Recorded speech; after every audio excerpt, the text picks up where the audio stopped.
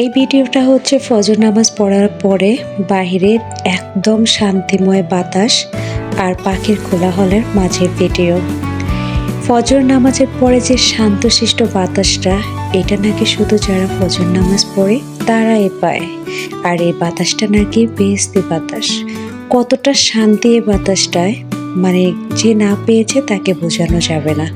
আসসালামু আলাইকুম, welcome to my daily kitchen ব্লগে।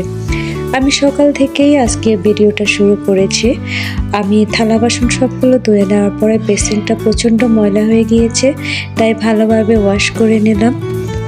আর বেসিন ওয়াশ যদি না থাকে তাহলে দেখা যায় যে আমরা মাছ মাংস ভিজাই এই বেসিনটায়, তখন ভালোই লাগে না, অস্থির অস্থির লাগে। আর এই বোতলটা দেখতে পাচ্ছেন, একটা সসের বোতল ছিল, আর আমি ভিতরে কিছু সেমাই রেখেছিলাম, অনেকদিন হয়ে গেছে খাওয়া হয়নি, নিচে পড়ে আছে এগুলো। এখন আমি এগুলো ফেলে দিয়ে এই বোতলটাকে ওয়াশ করব। আর উপরে যে আপনার কাগজের পলকটা আছে ওইটা আমি ছুরি দিয়ে আস্তে আস্তে উঠিয়ে ফেলবো। কেন জানেন, এটাতেও আমি ইনডোর প্লান্টসগুলো লাগাবো। ইদানিংকার ইনডোর প্লান্টসগুলো আমার কাছে ভীষণ ভালো লাগে, মন চায় যেখানে সেখানে লাগিয়ে রাখি।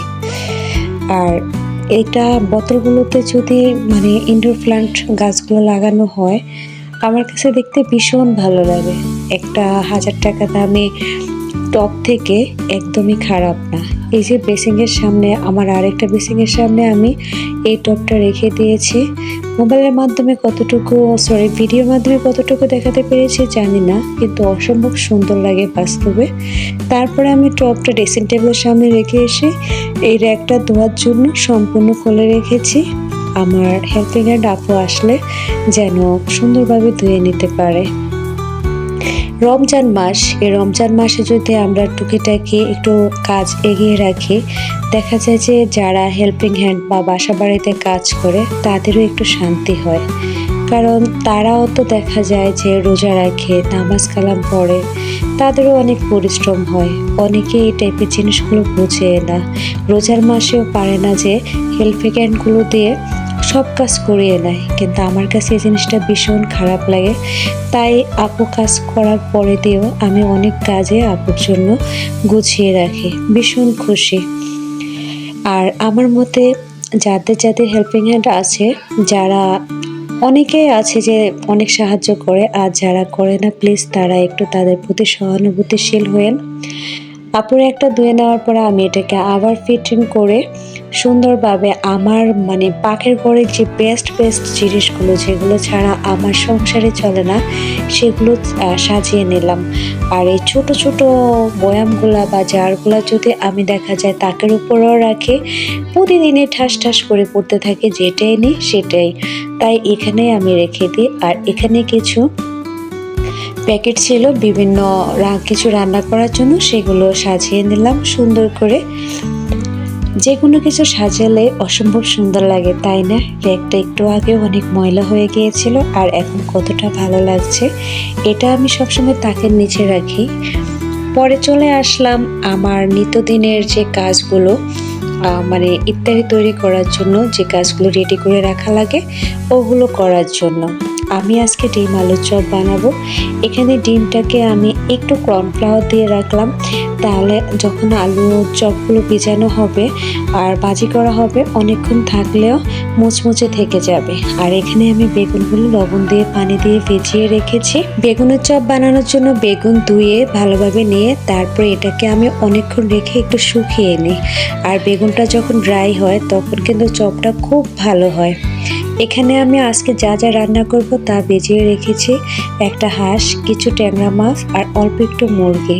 হাঁসটা রান্না করব আপনাদের ভাইয়ার জন্য, তবে পুরোটা না, হাফ রান্না করব। যেহেতু রোজার দিন পুরোটা হাঁস খাওয়াটা পসিবল নয়, তাই তার জন্য শুধু হাফটা রান্না করব আর হাফটা রেখে দেব। এখানে আমি আলু সিদ্ধ বসিয়ে দিলাম। মোটামুটি কাজগুলো আমি এগিয়ে নিয়ে রেখে দিয়েছি। আর দুপুরে নামাজ কালাম গোসল টোসল করার পরে দিয়ে আমি আবার আসবো কিচেনে। এদিক দিয়ে আমার স্টুডেন্টরা পড়ালেখা করতেছে, সবাই চলে গেছে, একজন বসে আছে, তাকে একটু মোটামুটি দেখিয়ে দিচ্ছি, তারও প্রায় শেষ। আমি নামাজ কালাম পড়ার পরে দিয়ে আবার চলে আসলাম কিচেনে। এখন যেহেতু আমার আজকে একটু সব কিছু করতেই দেরি হয়ে গিয়েছে আর এটা এখন ট্রাই করা পসিবল না, তাই এটাকে আমি একটু ইন্ডাকশন কুকারের উপরে রেখে তারপরে শুকিয়ে নেব। দেখা যায় যে এরকম যদি বেগুন শুকনো হয় তাহলে বেসনটা খুব ভালোভাবে লাগে আর বেগুনের চপটাও খুব সুন্দর হয়। আপনারা যদি একবার ট্রাই করে দেখেন তাহলে বুঝতে পারবেন কতটা সুন্দর হয়েছে। এখানে আমি বেগুনগুলো নিয়ে এখন তুলে রেখে দিব, কারণ খুব সুন্দরভাবে এগুলো ড্রাই হয়ে গিয়েছে।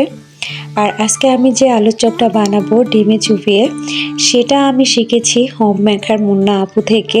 আমার ভীষণ ভালো লাগে ওই আপুর কথাগুলো, কাজকর্মগুলো এত গুণে আর কি বলবো।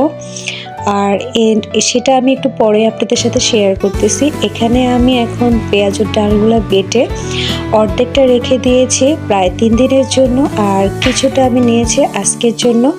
আর পেঁয়াজতে আমি সবসময় একটু পেঁয়াজটা বাড়িয়ে দিই, তাহলে দেখা যায় যে খুবই মচমচা হয়, পেঁয়াজটা খেতেও দারুণ মজা লাগে। বাঙালির একটা জিনিস যত যাই খাক, রোজার মাসে ইফতারের সময় যদি বুটমুড়ি না খায় তাহলে কি চলে?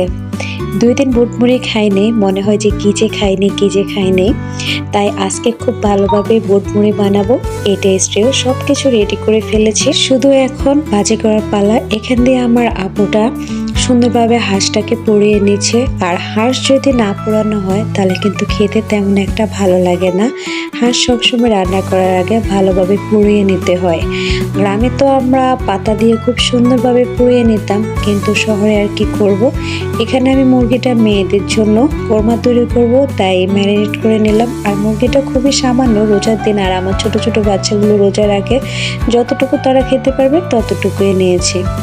আলহামদুলিল্লাহ, এখন আমি ইফতারিগুলো ভাজি করা শুরু করব। আমার পেঁয়াজগুলো দেখেন কতটা সুন্দর হয়েছে। আমার মনে হয় আজকে ইফতারি বানানোর দিনটাই একান্ত আমার প্রত্যেকটা ভাজি আজকে এত সুন্দর হয়েছে আর মচমচা হয়েছে আর কি বলবো। পেঁয়াজের ডালটা পেঁয়াজ বেশি দিলে যে এত টেস্টি হয় এটা আমি আগে কখনো জানতাম না। দেখেন আমি বেগুনিগুলো সবসময় এভাবে বেগুনটারে একটু শুকিয়ে রাখি, তাহলে এত সুন্দরভাবে বেগুনিগুলো হয়। আর এখন দিয়ে দিলাম আমি ডিম আর আলুর চপটা ডিমে ভিজিয়ে। তো আমি ডিমে সবসময় একটু কর্নফ্লাওয়ার দিই। আর এটা সত্যিকার অর্থে আমি বেশি ভালোভাবে শিখেছি যে আপুটার কথা বললাম, ওই আপুটা দেখে। আপু যদি আমার ভিডিওটা দেখে তাহলে অবশ্যই আপু বলে যাবা কেমন হয়েছে। দেখেন অনেক সুন্দর হয়েছে বাস্তবে, আর ভিডিওতে কতটুকু সুন্দর হয়েছে বলতে পারবো না। আমি একটু তেলটা ঝেড়ে নিলাম। আর এগুলো হচ্ছে ডিম আলুর চপ, আর এগুলো দেখেন ভীষণ ভালো হয়েছে আজকে। আমি কি বলবো, প্রতিদিনই কিছু না কিছু সমস্যা হয়, কিন্তু আজকে প্রত্যেকটা চপ এত সুন্দর হয়েছে। আর কি আমার ভিডিওটা দিতে দেরি হয়ে যাচ্ছে, তার উপর দিয়ে যখন ভয়েস দিতেছি আমার মেয়ে তো খুবই ডিস্টার্ব করতেছে আর কি বলবো। অবশেষে আমি চলে আসলাম ইফতারির টেবিলে, আর আপনাদের সাথে সবগুলা ইফতারি আমি শেয়ার করলাম। এটা হচ্ছে একদমই তরমুজের রস, সম্পূর্ণ তরমুজের রস দিয়ে আজকে জুস বানানো হয়েছে। আর জুসটা যখন ইফতারের সময় খেয়েছি আমার মনে হয় প্রাণটাই জুড়িয়ে গিয়েছে। মোটামুটি টাইপের আজকে একদমই ঘরোয়া, কি বলবো, বুটমুড়ি। আর এই বুটমুড়িটাই মনে হয় যে ইফতারিতে সবচেয়ে বেস্ট, কিন্তু সবসময় খাওয়া যায় না, কারণ অ্যাসিডিটির একটা ব্যাপার থাকে। তাই দেখা যায় যে 2-1 দিন পরে আমি এই আইটেমগুলো বানাই, কিন্তু যখন বানাই তখন মন ভরে বানাই যেন সবাই তৃপ্তি করে খেতে পারে। এই যে আমার অবশেষে ইফতারির টেবিলটা সম্পূর্ণ শেয়ার করলাম। কেমন হয়েছে আমার ইফতারি আইটেমগুলো প্লিজ সবাই জানাবেন।